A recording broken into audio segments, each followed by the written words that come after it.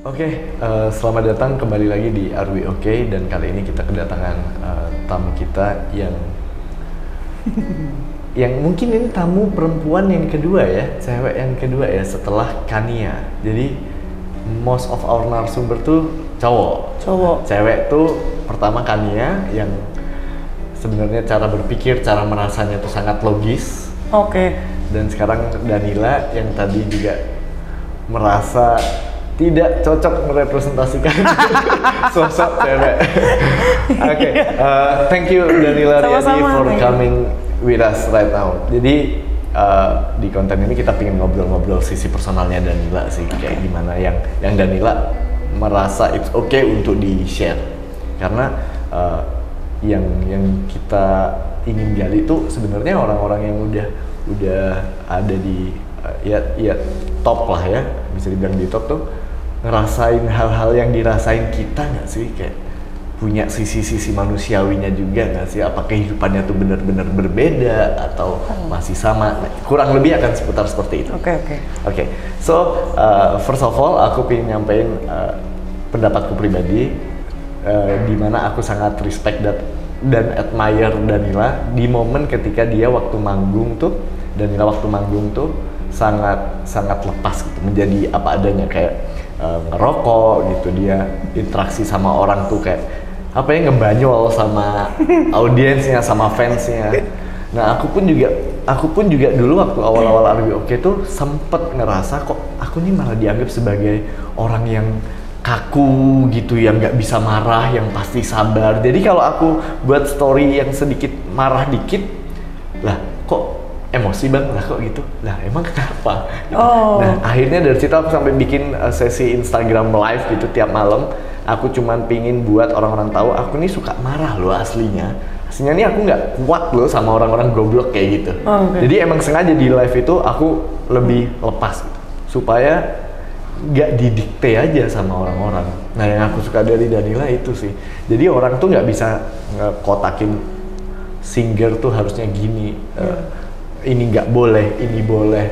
So what do you think about it? Atau kenapa kamu melakukan itu? Kenapa ya? Awalnya sempet jadi, kan nggak tahu ya, pas terjun di dunia musik terus dibantu Lava gitu. Aku belum tahu nih gimana sih ada di dunia musik tuh, medannya mesti dibaca dulu kan. Jadi awal-awal tuh emang masih yang kayak lugu, terlihat cute mungkin. Itu 2014. Terus lama kelamaan itu sebetulnya bukan kayak apa naruh image gitu, sama sekali nggak pernah ada intensi buat itu. Sampai akhirnya orang lihatnya aku tuh yang lugu dan lain sebagainya, terus ada satu postingan aku ngerokok, terus semua langsung jadi dar pecah gitu. Kenapa nih gitu? Dari situ aku langsung tahu, oh medan musik begini, medan media sosial begini. Nah dari itu udah jadinya mulai kayak bukan main sih jatuhnya, kayak main game gitu. Gimana supaya powernya ada terus, gimana supaya nggak, kalau capek ada istirahatnya dan lain sebagainya. Cuman jadinya karena dari awal gitu ya, aku tuh paling nggak bisa diatur gitu, dibilangin kayaknya. Kecuali aku kayak ngerasa itu bagus nggak ya buat gue, itu pun gengsi dulu gitu loh, kayak anjing itu bagus lagi buat gue, tapi gue nggak mau mengakui dia bohong bagus. Jadi pasti diem dulu kayak oh iya gitu dulu. Jadi karena aku nggak mau diatur, terbentuklah sebuah peraturan terhadap diriku sendiri. Nyanyi persona gitu. Jadi menurut aku tuh kayak ternyata dua hal yang berbeda yang bisa dijadiin satu.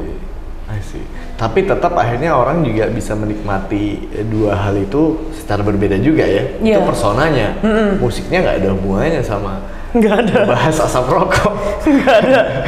Oke. Terus kalau misal interaksi sama audiens, misal ada audiens yang ya gimana ya, sorry ya, kalau kita udah punya fame tuh, kalau Danila udah punya fame tuh, kadang aku juga sering ngerasa sih, kadang bacain komen, kadang ngeliat postingannya Danila waktu riset tuh, kok orang tuh kadang ada yang sampai ngatur ya. Danila kok kayak gini, Danila gini. Walaupun itu komen-komen udah terselip di bawah-bawah ya.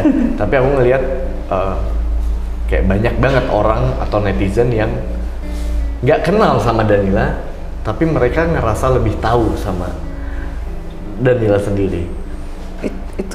Itu misteri sih sebetulnya sih. Kayak kalau beberapa orang bilang mungkin karena pembawaanku di media sosial kan bukan yang bertabur bintang katanya, nggak tai sama aja sih. Jadi mereka melihat seperti kayak punya temen virtual gitu. Jadi mereka seolah-olah bisa ngomong sebebas mereka ngomong ke temennya, ke aku. Gitu. Jadi mereka ngerasa kayak udah kenal deket ya karena ada di depan HP. Ini benar-benar ngerasa this is my friend. Terus dia ngomong terserah mereka gitu. Terganggu nggak? Ada banyak terganggu. Apalagi kalau udah ngomongin fisik ya. Maksudnya sebetulnya aku sama sekali tidak terganggu dengan fisik aku yang katakanlah plus size gitu. Cuman orang-orang ini tuh membuat stigma seolah-olah plus size tuh jelek. Itu yang aku terganggu dengan stigma itu sebetulnya. Dan ketika mereka ngomongin fisik aku jadi kayak gue tuh kalau jadi penyanyi tuh harus langsing juga ya gitu. Jadi ada kalau jadi lo yang ngatur gue harus langsing, gue harus sama seperti yang lo lihat di luar sana gitu. Padahal kita diciptain tuh sebegitu berbedanya, kenapa nggak lo ambil esensi itu gitu. Itu yang bikin aku marah sih. Yang heran tuh kenapa orang lebih fokus ke situnya daripada yang Danila lakuin gitu kan, kayak kayak lagu-lagunya itu. Ini ada lucu banget sih. Confucius tuh ada filsufnya ya, pernah bilang dia, kalau ada orang bijak menunjukkan orang lain arah bulan, orang-orang bodoh merhatiin tangannya. Ya. Itu emang aku sering ngerasa banget sih orang-orang netizen di Indonesia tuh kayak gitu. Isi bahan pembicaraannya tuh misal berbobot banget, terus yang dinotis tuh yang hal-hal nggak penting gitu. Wah, waktu itu aku ngepost ini sih titik yang kayak buat aku, wah ini netizen gila juga ya. Itu tuh ada achievement dari media lah tentang albumku dan aku ngerasa wow ini bagus banget. Di post di Instagram terus muncul komen-komen yang malah ngomenin fisik gitu. Padahal itu postingan isinya soal yang achievement itu. Pure achievement, cuman di foto itu aku nggak tahu apa yang terjadi dengan bola mata mereka. Terus kalau gue gemuk kenapa bro gitu. Cuman mereka tuh komenin betis atau apa, itu lengan atau betis gitu. Terus kayak wah gila sih, maksudnya lu sadar gak sih kalau itu tuh sangat menyayat gue sebetulnya, karena gue nggak ngebahas badan gitu. Kalau memang mau ngebahas badan, antara mending aku jadi stripper atau aku jadi model. Boleh lo bahas badan gue gitu. Paham. Relevan. Tapi kalau kayak gini jadi kayak gue minta ayam, lo ngasihnya cheesecake gitu. Ya begitulah ya netizen. Tapi lucu sih, mereka tuh jenaka semua sih. Jenaka. Pertanyaan selanjutnya ini mungkin sedikit pribadi ya. Yang aku lihat Danila tuh di podcast, di panggung, di show-nya Danila tuh chill banget, santai banget, asik banget. Kalau Danila ditanyain benar-benar ke hati yang paling dalam, what is your biggest fear? Anjing, apaan ya?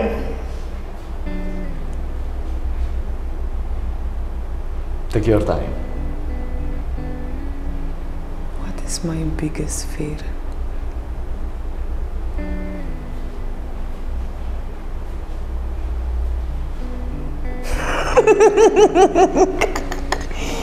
Wah, kalau bilangnya sakaratul maut terlalu gede. Kayak ada hal yang lebih kecil yang tuh selalu ada gitu loh. Menurut aku itu justru the biggest fear gitu. Atau at least kalau kematian mungkin semua orang juga ada sama. Semua orang pasti kayak gitu. Atau for now deh, for now. Aku tuh selalu panik kalau bahkan dengan orang yang udah aku kenal, terus aku harus ke rumahnya dia tuh entah kenapa selalu ada rasa panik aja. Dan aku selalu bilangnya takut, tapi sebetulnya kata takut tuh tidak mewakili yang aku rasain, belum pernah nemu gitu kata. Ke rumah teman ini maksudnya, ke rumah orang lain. Ke rumah teman sendiri gitu. Kayak aku takut ada aku salah gitu. Kayak ngerasa gue nanti bakal ngelakuin salah nggak ya? Karena itu harus perfect aja. Tapi di satu sisi, misalnya udah ada salah kayak, ayo udahlah fuck it gitu. Oh berarti yang ditakutkan tuh bukan soal kamu di tempat orang lain dan kamu ngerasa this is not yours dan hal-hal buruk bisa aja menimpa ke kamu, bukan gitu? Bukan, gimana ya? Kayak aku ambil contoh deh palingan. Atau misalnya abis mandi terus mau jalan kemana gitu. Dari abis mandi aja tuh aku udah mikir gimana step-stepnya nanti di sana, parkirnya di mana, ada segala macam apa gitu. Udah terstruktur. Dan sepanjang perjalanan itu ada pas udah nyampe, entah kenapa selalu ada rasa deg-degan yang aku nggak pernah bisa jelasin itu apaan sih sebetulnya. Sorry, aku tanya lagi ya. Itu yang ditakutkan tuh deg-degannya tuh soal Danila nih takut salah berperilaku di depan orang lain, atau emang takut persepsi orang lain ke Danila tuh yang dua-duanya kayaknya. Otomatis iya dua-duanya sih. Sorry, kalau misal kayak gini deh, tadi datang ke Are We Okay nih, itu ada nggak kayak gitu juga? Ada, selalu. Bahkan ke rumah dia nih, rumah Andiva gitu. Pas baru nyampe, selalu ada kayak deg, terus abis itu turun. Even to your closest friend. Yep. Nanti kamu self conscious banget ya. Self conscious tuh mawas diri banget, ngeliatin apa yang salah, aku harus gimana gitu. Iya kayaknya ya. Aku nggak sadar sih. Cuman selalu, pokoknya aku paling inget banget tuh yaitu kayak yang sekolah tadi. Misalnya aku ke sekolah, itu kayak udah takutnya minta ampun karena udah mikir yang jelek duluan gitu. Guru bakal nanya, aku nggak ngerti dan sekolah aku tuh kelas berapa? Dari TK bahkan. Oke. Aku tuh nggak pernah suka sekolah karena peran guru tuh tidak sepenuhnya kayak orang tua. Mereka tuh lebih kadang-kadang ngejudge seberapa pintar atau bodohnya murid-muridnya. Jadi aku kayak, males banget sih ini gitu. Itu parah ketakutannya sama sekolah tuh? Parah, harus bolos sampai hampir 1 semester. Wow. Jadi kayak, aduh udah deh. Terus kalau mau sekolah selalu deg-degan dan cari alasan biar bisa bolos, atau pada saat udah di sekolahnya tuh, di kelas pun tuh kayak selalu panik gitu. Walaupun aku paham pelajarannya gitu, tapi aku selalu takut salah aja. What if something goes wrong? Yep. Gitu. Emang kenapa kalau ada yang salah? Emang kenapa kalau Danila ngelakuin kesalahan? Kenapa ya? Mungkin di momen itu tuh aku nggak ada keberanian untuk ngeluarin statement atau isi kepalaku lah. Kayak misalnya, katakanlah misalnya guru nih, dia waktu itu aku pernah nggak masuk. Pas masuk aku ketinggalan pelajaran. Terus aku disuruh maju, terus suruh jawab, aku nggak ngerti dong. Terus dia bilang, masa gitu aja nggak ngerti? Aku tuh kayak pingin ngomong, Bu jelas saya nggak ngerti gitu. 1, saya nggak masuk. 2, saya nggak masuk karena ibu nggak menarik ngajarnya. Cuman kan nggak mungkin ya ngomong gitu. Iya. Sedangkan gue bayar lu harusnya jadi orang tua gue di sini gitu. Nah ketika aku nggak bisa ngeluarin statement itu, jadi banyak ketakutan lain yang kayak gimana kalau misalnya hal itu nggak aku keluarin, mereka nggak paham, terus jadi hal yang aku nggak tahu aja gitu. Oke. Paham. Nah, yang aku takutnya nanti Danila tuh karena sangat menjaga diri, sangat menjaga dari apa yang aku omongin, takutnya orang lain misal salah nangkep atau intinya terjadi konflik atau takutnya nanti orang lain benar-benar nggak tahu loh yang Danila suka apa, yang Danila nggak suka apa. Kayak fungsi marah misalnya, fungsi marah itu kan ngasih warning ke orang lain, this is what I don't like gitu. Ini kan yang aku nggak suka, ini yang aku suka. Nah aku takutnya kalau Danila emang jarang mengeluarkan yang ada di kepala, takutnya orang lain malah emang nggak tahu gitu, dan semakin besar kemungkinan ngelakuin sesuatu yang Danila nggak suka gitu. Iya, itu, nah makanya itu kayaknya dulu tuh kayak gitu. Aku dipaksa harus berpikir sama seperti sosial. Sementara aku yakin setiap orang beda pasti, cuman ada cetakannya gitu. Paham, betul. Aku tuh nggak bisa di cetakan itu. Sampai akhirnya mulai gede, dan aku jadi ngerasa kalau ngikutin itu tuh ada rasa anxious berlebihan aja gitu. Udah anxious berlebihan lagi. Jadi akhirnya aku kayak udahlah bodo amat deh. Makanya yang kayak sekarang gitu, aku ngomong-ngomong malah aku lebih sering marah-marah. Justru ketika aku diem sediem-diemnya itu adalah titik aku marah semarah-marahnya. Jadi kebalik gitu. Paham. Kalau lagi marah-marah itu berarti sebenarnya masih aman ya? Aman banget. Aman banget. Justru kalau lagi diem? Wah kalau udah diem, cuman diem, ngelirik doang itu udah, karena aku kayak ngerasa gue udah nggak bisa ngomong sama lu karena lu tuh terlalu bego gitu. Jadi gue mau ngomong gimana, gue yakin lo nggak akan nyampe. Jadi aku cuman diem banget. Nah, itu udah jarang banget sih. Kapan ya terakhirnya? Banyak hal yang aku lupa sih sebetulnya. Kayak kejadian yang emang gue pernah ngalamin itu ya. Terus aku jadi pengen cerita deh. Ada kejadian di mana ini sering terjadi sebetulnya. Cuman yang ini aku agak shock sih karena jatuhnya aku keluar. Jadi aku pernah ketemu dengan orang, terus dia bilang, "Ci, kita tuh pernah ketemu tahu," kata dia gitu kan. "Oh ya, di mana?" "Di studio." Nah, terus aku langsung mikir kan, kok kayaknya enggak gitu. Kok kayaknya enggak ya gitu. "Pernah, Ci, gue tuh minta rokok lu." Wah, berarti udah ada interaksi dong kan.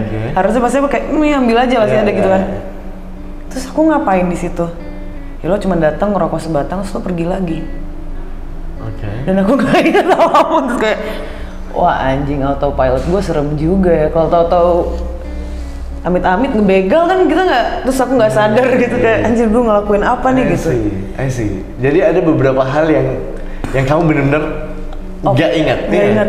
Bahkan dari itu yang sekarang itu kata teman aku tuh dari SMP sampai dia bilang lo tuh kerja kelompok sama kita di grup ini bla bla bla bla. Gue nggak ingat, gue nggak kenal orang itu. Ingat lu ngobrol kita satu kelompok bla bla bla, itu banyak banget ceritanya, terlalu banyak.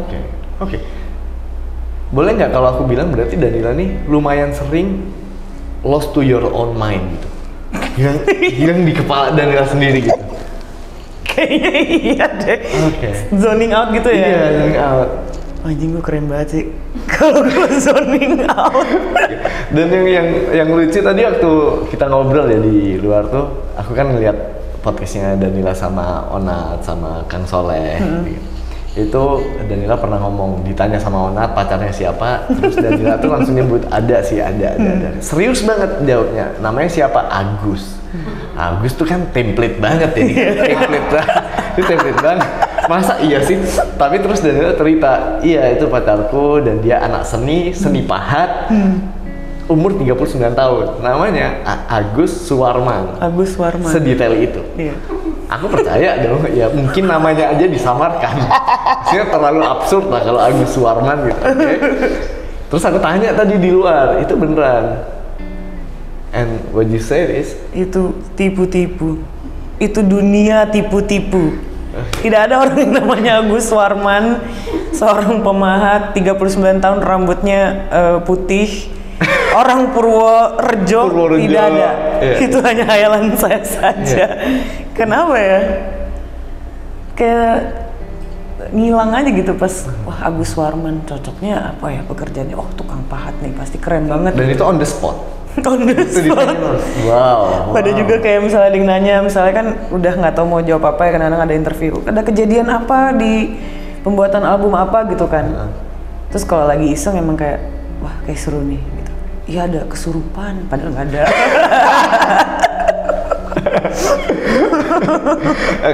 What do you feel when it works out gitu? Ketika orang-orang tuh percaya sama ceritanya, what do you feel? Wah, apa ya? Kayak bermain Tuhan sih jadinya. Karena gila ini gue ngebokis terus lu percaya gitu, misalnya gitu. Yeah. Tapi itu berarti kayak bisa jadi apa yang aku tahu selama ini, janjian tuh bokis juga gitu. Karena aku selalu memposisikan diri yang kita lihat di TV, talk show. Iya, itu kayak bisa jadi ada Danila yang lain di televisi mana, yang mana sebetulnya banyak kan. Tapi kan kita nggak bisa milih mana yang real, mana yang enggak gitu kan. Iya. Ya selama masih kita sendiri masih tahu lah ya, this is not real, this is not true, itu masih aman. Aman. Bahkan itu cara kita coping dari rasa bosan, misal. Oh iya sih, bener sih. Ya kan, misal di interview pertanyaan yang ditanyain kan selalu itu aja sih. Kalau nggak kapan album rilis, lagu apa yang paling suka, siapa pacarnya, kenapa kok nggak ngebuka. Mungkin itu cara Danila keluar dari kebosanan gitu ya. Iya sih. Kayak secara nggak langsung kadang aku kayak pengen ngasih pelajaran sih ke media untuk ngulik narasumbernya dulu gitu sebelum mereka interview. Karena kayak ada yang waktu itu kayak bikin statement, Kak Danila tuh K-popper ya intinya atau apa gitu. Oke, kamu tau dari mana? Ada Kak di internet. Ya gue dengerin sih K-pop dan banyak musik yang keren gitu dari situ. Tapi itu tidak bilang gue K-popper juga gitu. Dari situ aku kayak ternyata banyak banget jurnalis yang masih tidak ngulik mereka ngobrol dengan siapa gitu. Even berita soal Agus Suwarman tuh di oh ya itu di media dan media tuh seolah-olah dan media ternama kan? Ternama. Pas lihat wah media bisa gue kibulin nih. Seru banget. Mungkin abis ini media kayak udah nggak usah interview Danila lagi. Tapi seru juga ya kalau kita jadi orang yang semua atensi itu ke kita bisa eksperimen gitu. Sampai di mana sih batas orang bakal percaya sama keabsurdan cerita kita gitu. Soalnya udah kayak di titik yang, karena kan ada misalnya nih ada orang yang ada jurnalis gitu yang dia ceritanya pertanyaannya tuh udah bagus banget misalnya gitu. Cuman pas aku ngejelasin dia juga tidak mau mendengarkan ya sebetulnya.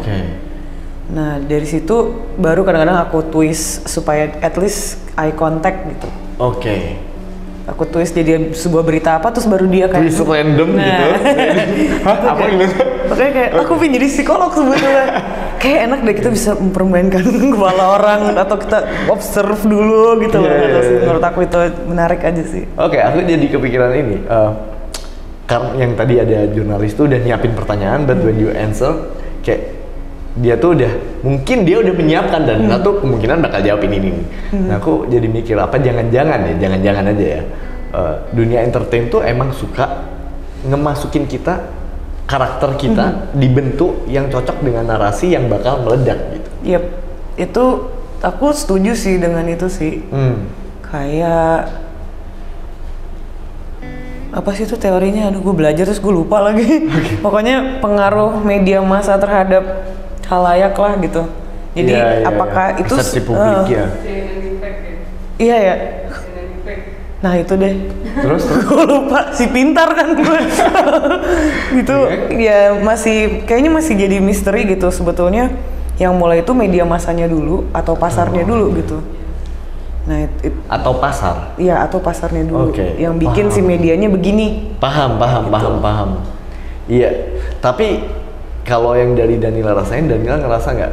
Kok kayaknya aku yang berusaha sama dunia entertain ini bentuk itu not even me gitu. Pernah ngerasa gitu? Pernah sih, ada yang bilang kayak ya itu Danila rebel gitu. Enggak, gue cabut sekolah aja cuma sekali seumur hidup. Sisanya tuh bolos pasti di rumah gitu. How can you call me rebel gitu kalau kayak gitu? Terus cuman yaitu dia kayak mungkin mereka melihat ada mukaku kan cute ya, kayaknya cocoknya tuh yang manis atau lugu dan lain-lain. Tapi ternyata tidak gitu. Aku melakukan hal-hal yang kontradiktif dari image itu. Dan menurut mereka itu hal yang mungkin menarik, yang mana menurut aku oke, kalau menurut lo itu menarik, terima kasih, bagus, gue jadi ada banyak panggilan manggung. Cuman di satu sisi juga ada rasa kayak kalau ketemu gitu, wah gue sering liat Danila nih di YouTube gitu, bukan Danila di panggung-panggung. Itu ada kayak ya lumayan lah, agak gatel, bentol dikit gitu rasanya tuh kayak tapi ya udahlah nggak apa-apa deh gitu. Dan lama-lama jadi ini aja, jadi aku embrace aja sih lama-lama. Oke, you play along lah ya. Play along, kayak yang Agus Warman tadi. Oke gitu. Selagi itu maksudnya kayak aku masih melakukan itu karena emang aku mau gitu ya. Bukan karena disuruh, aku benci banget disuruh orang. Disuruh kayak gimana maksudnya? Ya maksudnya untuk membangun image yang kayak gimana gitu. Karena kan dulu sebetulnya sempat ada di sebuah record label gitulah, yang mana dia mau si sosok Danila ini tuh cute dan lain sebagainya gitu. Cuman kan itu waktu aku umur 22 bahkan. Cuman aku kayak ngerasa enggak sih, gue nggak yang kayak gitu sih, biasa aja. Dan untuk ngikutin orang tuh aku kesel gitu, karena kalau misalnya ada apa-apa atau ada kesalahan yang terjadi terhadapku, aku pasti nyalain dia gitu. Iya. Tapi kalau misalnya aku ngelakuin semua karena kemauan aku, kalau ada yang salah terhadap aku sendiri, at least aku belajar. Aku nggak mungkin nyalain aku pasti belajar dari situ. Dan dari situ kamu akhirnya bisa bertahan dengan identitas yang kamu mau ya, identitasmu yang real. Ini amazing sih, menurutku banyak orang yang harus belajar soal ini ya. Maksudnya respect ke orang yang berkarya gitu. Apalagi di industri entertain, apalagi kalau kita emang tahu gimana K-pop tuh ngebentuk karakternya orang-orangnya, bahkan nggak boleh punya pacar karena itu nanti mematikan karir. Kamu harus tetap diidolakan. It's dangerous loh. Emang bagus for business, but how about the actress? How about the musician kayak gitu? Gimana dengan orangnya? Kayak dunia tuh terlalu nggak peduli. Yang penting duit masuk, yang penting berita nih ngangkat viral. I don't give a fuck. Whether di rumah kamu sakit hati. Itu tuh kayaknya orang harus belajar sih. Danila, ini ada satu lagi nih yang aku sempat riset kemarin di podcastnya Kang Soleh sama Danila. Tuh ini mungkin cuman perasaanku ya, cuman aku notice Danila ketika cerita kayak gini kan, kita ngobrol ya, Danila cerita, Danila pakai aku dulu. Nah waktu sama Kang Soleh, Danila tuh nyebut Danila. Danila sih sosok Danila, kalau Danila sih nggak gitu. Danila sukanya gini. Why you use the terms Danila more than you use the terms I gitu? Kenapa kok lebih sering pakai kata Danila di Kenapa? Aku podcast. Iya. Kalau ngomongin aku atau Danila gitu ya. Kayak aku tuh nggak pernah tahu siapa gitu sebetulnya Danila tuh. Dia tuh kayak selalu being spontaneous aja gitu. Sedangkan aku adalah orang yang justru tadi yang anxious tadi itu. Tapi di satu sisi adanya Danila yang aku nggak tahu ya, mungkin kalau secara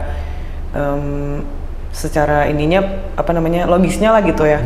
Si aku yang Danila di panggung gitu terbiasa menghadapi banyak orang sehingga dia tahu caranya public speaking, dia tahu handle semuanya, mengentertain gitu. Sementara untuk aku pribadi, aku bahkan nggak tahu how to entertain myself gitu. Bahkan kamu ngomong atau datang ke tempat teman terdekatmu aja masih deg-degan. Wow. Kapan kamu paling ngerasa jadi diri sendiri? Di momen apa? Really yourself, not Danila. Aku tidak bisa menemukan tempat lain selain pada saat aku mandi sih. Atau enggak buang air besar. Berarti yang completely alone. Ada di situ. Dan itu kayak aku merasa ada Danila juga gitu, masa kayak di kamar mandi kayak misalnya joget atau apa gitu, ekspresif gitu ada, tapi di satu sisi ada juga yang cuman kayak diem. Jadi aku kayak ngerasa mungkin 92,81% semua keputusanku tuh diambil dari moodku. Jadi ya udah kayaknya toilet itu atau kamar mandi itu merupakan ruangan dimana aku bener-bener secure dari apapun.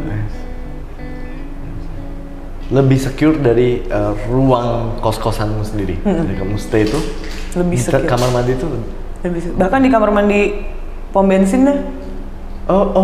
Pokoknya di kamar mandi. Mungkin karena kamar mandi itu udah benar-benar terjamin untuk satu orang itu aja ya. Kayaknya gitu. Jadi nggak ada yang intervensi aja sih. Nggak ada yang kayak ngejudge aku ngapain atau aku yang mungkin ngejudge mereka. Iya. Karena kan kita ngerasa kayak kok dia ngeliatin gue sih, secara langsung aku udah judgmental juga dong. Dan ketika di kamar mandi tuh itu titik nol aja sih. Nah sosok Danila tadi dan yang kamu yang lagi ada di kamar mandi yang ngerasa secure banget, itu selaraskah orangnya, atau misal yang Danila nih orang yang supel yang bisa public speaking, sedangkan yang kamu sebenarnya tuh yang anxious gitu, beda nggak sih atau sama gitu? Kayak beda deh. Cuman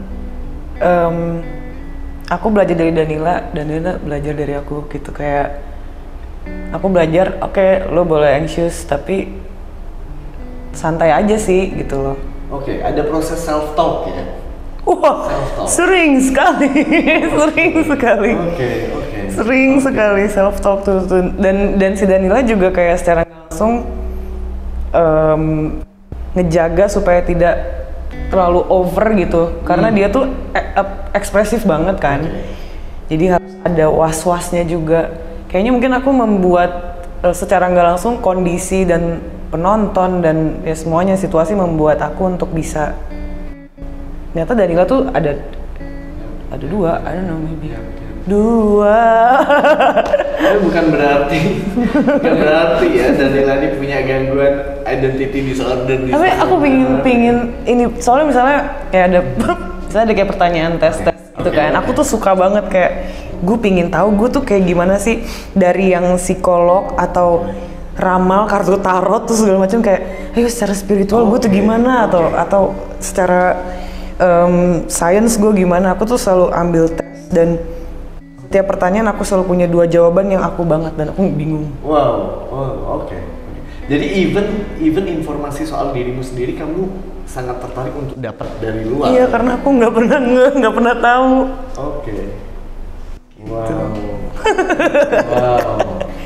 Apakah ini semua bohong belaka? Apa yang terjadi di kepala saya? Danila, ini mungkin menjadi pertanyaan terakhir kali ya. Dan you are 31. Ya, Danila 31 dan aku 29 bentar lagi nih, mau masuk 30. Nah, kalau aku melihat angka 30 tahun tuh kayak somehow ya, dengan sendirinya 30 tahun itu kayak checkpoint di hidup kita yang kita otomatis nge-flashback. Even aku menuju ke 30 aja nih aku udah lihat sedikit deg-degan gitu. Apakah aku udah ke arah yang benar? Apakah aku sudah berhasil melakukan yang terbaik yang aku bisa? Apa sih yang aku udah dapat? Aku udah jadi apa? Di usia 30. Nggak tahu ya, mungkin itu cuma aku, tapi di usia 30 tuh kayak apa ya? Checkpoint untuk memastikan kita tuh siapa dan kita ngapain di dunia ini. Nah, kalau Danila kan udah 31. What do you feel about being 30? Apakah biasa aja sama kayak usia-usia 28, 29, 27, atau emang ada yang lain? What do you feel? Aku kayak ngerasa hidupku baru terhitung mundur di 30 sih. Sampai nanti waktunya dipanggil. Jadi ini kayak, jadi yang 30 ke bawah tuh sebetulnya nggak ada waktunya gitu. Waktunya tuh start di 30. Karena kayak tiba-tiba semua tuh pemikiran tuh tiba-tiba masuk. terus makin gede, makin banyak, bahkan yang tadinya ada malah hilang gitu. Jadi kayak apa ya, kayak ngebongkar baju. Jadi kita baru beli baju, terus habis itu oke, nih baju baru masuk, ini baju-baju yang nggak kepake nih keluarin aja gitu. Jadi menurut aku ketika udah ada perubahan itu, oke, live dimulai dari detik itu gitu. Dan aku ngerasa gue bisa mati kapan aja nih kalau udah 30 ibaratnya gitu. Kalau main game tuh udah nggak ada cheatnya lagi lah. Paham. Ya, dan sebelum gitu. 30 tuh kita kayak hitung maju aja masih. Sampai 30 kamu ngerasa ini udah hitungan mundur gitu. Yep. Oke, dan Nila udah masuk kepala 3 nih. Enggak dibilang kepala 3, baru 31 lah ya. Dan Nila pasti udah pernah ngalamin banyak banget hal, apalagi sebagai musician ya. Apa sih hal yang paling best part of your life? And then what is the lowest part of your life?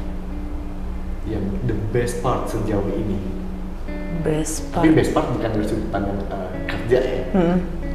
Yang benar-benar kamu happy banget tuh. Di momen apa? Best part yang literally personal. Nggak melulu soal pekerjaan. Sekarang sih. Wow, oke. Kayaknya sekarang. Oke. Karena nggak tahu, aku selalu suka present aja gitu. Aku selalu suka hari ini aja. Kayaknya hari ini udah yang the best deh. Oke. Kalau dari sudut pandang perasaanmu, kamu ngerasa feel good, right? Oke. The worst? Oke, the worst banyak sih. SMA salah satunya the worst, SD the worst, SMP juga. Semua yang berhubungan sama sekolah tuh ada aja. Ada, selalu ada kayak apa ya? Kayak ada gongnya gitu loh, ada kejadian yang dar banget gitu, yang sampai sekarang tuh malah jadi kayak referensi musik lah ibaratnya. Gara-gara yang terjadi dari aku sekolah dan bahkan kuliah atau bahkan sampai sesimpel kemarin gitu, itu jadi referensi musik. Aku akan bikin lagu yang seperti apa. Apa yang terjadi di SMA? Wah, SMA itu sebetulnya keluarga tuh lagi down banget, drop banget. Kita tuh semua uang nggak ada, mamaku sampai nggak bisa beli handphone. Terus aku juga bilang sama dia, "Mah, ceritanya mau jadi pahlawan gitu kan." Aku jual PS2 aku deh. Terus dia lagi sakit gitu, cuman bisa makan bubur. Kamu nggak usah sok jadi pahlawan deh, udah nggak usah gitu. Ya tapi nggak ada duit gitu, handphone minjem, saking nggak punyanya minjem. Terus sampai akhirnya dia itu nggak ada duitnya dari sempat punya terus jatuh, jatuh dan terus akhirnya aku nggak tahu ya. Nah kayaknya ini part dimana aku ngelihat mamaku tuh wow gitu. Dia tuh yang nggak bisa aransemen atau menggunakan komputer layaknya musisi yang lain gitu. Dia belajar dalam waktu yang sangat cepat sampai akhirnya itu jadi penghasilan kita sampai sekarang gitu, sampai detik ini untuk dia. Wow gitu. Wow, jadi mama sekarang iya masih, ya dia komposer terus audio engineer kayak mixing, mastering bisa sama dia. Dari kepepet itu tadi? Iya. Dan lalu aku jadi kayak belajar setiap manusia tuh harus miskin dulu untuk jadi satu orang yang pas gitu loh. Simpelnya gitu. Iya. Iya, kamu nggak hidup kalau nggak pernah miskin ya. Oke. Kayak aku tuh misalkan selalu nanya, ngobrol gitu sama temen, lo tuh titik terendah lo tuh ada kalimat apa sih di kepala lo gitu. Ada yang cuman bilang kayak besok gue bensinnya beli di mana atau apa, atau ada banyak macam-macam gitu. Cuman rata-rata teman-teman yang akhirnya tergabung dalam timku di musik juga dan bahkan teman-teman deket itu pernah ada di titik dimana mereka selalu nanya besok gue makan apa ya gitu. Bahkan sahabatku sendiri tuh pernah ada di titik terbawah yang mana dia tuh jual piring yang ada di rumahnya cuman buat beli mie instan buat 5 keluarganya lah gitu, 5 anggota keluarga. Jadi kayak banyak yang bisa aku pelajarin sih dari teman-teman, dan ternyata terjadi juga sama aku di SMA itu. Dan pas 2015 juga sempet salah satu titik terendah yang bener-bener bisa bikin apa ya, aku lebih menghargai orang sih lebih tepatnya. Okay, what's happening 2015? Itu kerjaan dipecat. Kerjaan dipecat itu juga karena kok bisa dipecat? Sorry. Mulutku sembarangan. Itu dia, makanya aku bilang kayak gue pengen jujur, kok gue malah dipecat sih. Okay. Gue cuman bilang jujur nih kalau kerjaan gue tuh nggak make sense, terus malah dipecat gitu. Kayak oh berarti pada dasarnya lo cuma pengen denger apa yang lo mau denger doang gitu. Dan oke, kalau memang gue ketemu dengan orang-orang seperti itu, gue nggak deh, it's okay gitu. Karena gengsi yang besar, akhirnya miskin. Dipecat, miskin. Terus lama-lama kayak ya itu, akhirnya berjuang dengan lava. Terus aku ada di salah satu perusahaan TV juga kerja, akhirnya coba-coba. Dan dia bilang, salah satu produsernya bilang, kamu ngapain di musik segala macam. Sebetulnya tuh lagi titik terendah karena panggungku juga nggak banyak gitu. Tapi di situ juga pasarnya Danila niche ya? Iya, sangat. Dan itu masih terkenalnya juga bahkan cuman di Bandung lebih banyaknya waktu dulu. Cuman udah mulai kesininya ada. Dan si produsernya kayak ngomong, dulu saya pernah jadi anak band tapi nggak sukses, mending kamu kerja di sini aja gini-gini. And then aku keluar dari TV itu kayak YOLO, gue mau main musik aja deh. Oke, miskin terus kayak yang ngobrol sama si Lava nih produser yang kita tuh hidup berdua, ngontrak di rumah temen, numpang segala macam. Terus kayak aku lihat rekeningku, Pak nih nol nih, beneran nol. Wow. Ini gimana nih, terus ngutang nol. Wow. Dan sampai aku tuh pernah buat aku nih ngejagain kamera yang orang band wedding itu kan ada yang kamerainnya. Itu aku ambil jobnya 500.000 buat aku tuh kayak anjing, gue udah kaya nih hari ini, gue udah kaya gitu. Itu banyak sih, macem-macem sih jadi guru TK. Tapi jadi kayak marah sih di momen itu. Justru aku adalah momen marah gitu, marah dan dapet cerita yang chaos bersamaan. Dan aku jadi kayak belajar banyak aja sih dari situ. Itu salah satu momen terbawah yang mana semua momen terbawahku aku ngerasa aku seneng ada mereka gitu. Bahkan cerita-cerita baik itu masalah keluarga lah, masalah yang lain, aku seneng banget sih ada cerita itu. Karena kalau nggak mungkin aku B aja gitu. Tai banget. Oke, ini mungkin pertanyaan yang keluar dari alur pembicaraan kita ya. But I'm interested to know gitu. Danila tuh aku pernah lihat atau pernah dengar di mana gitu yang sempat ada yang tanya. Ada yang bilang Danila tuh Kristen atau apa, bahas soal agama. Terus Danila bilang, hah? Lu tahu dari mana gue Kristen? Oh iya. Oke, nah aku pengen tanya deh. Danila percaya sama sesuatu yang lebih besar dari kita atau enggak? Percaya. Oke. Percaya banget sih sebetulnya. Kayak nggak usah yang lebih besar, yang kecil aja gitu. Kayak di sini, energi yang ada di sini nih sekarang. Aku percaya itu bisa membuat kita jadi ngomong apa, jadi berperilaku apa, tenang atau enggak. Gitu. Apalagi yang lebih gede lagi, yang rencananya tuh lebih abstrak lagi gitu. So basically, do you believe in God? I believe in God.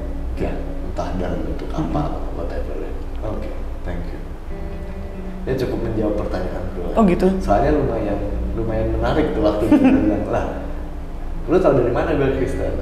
Mungkin aku mikir, oh mungkin ini mau mengisyaratkan bahwa I'm agnostic atau I'm even an atheist gitu. Oke, at least terjawab lah. Thank you Danila. Oke, Danila, thank you for sharing with us. Yes. Dan sebagai penutup, aku tanyakan pertanyaan ini ke semua narasumber yang sebelumnya juga. Dari semua perjalanan hidup Danila ya, yang aku yakin beberapa teman juga baru tahu, aku pun juga baru tahu soal yang tadi toilet, identitas dan lain-lain. And it's amazing. Sejauh ini, Danila Riyadi, are you okay?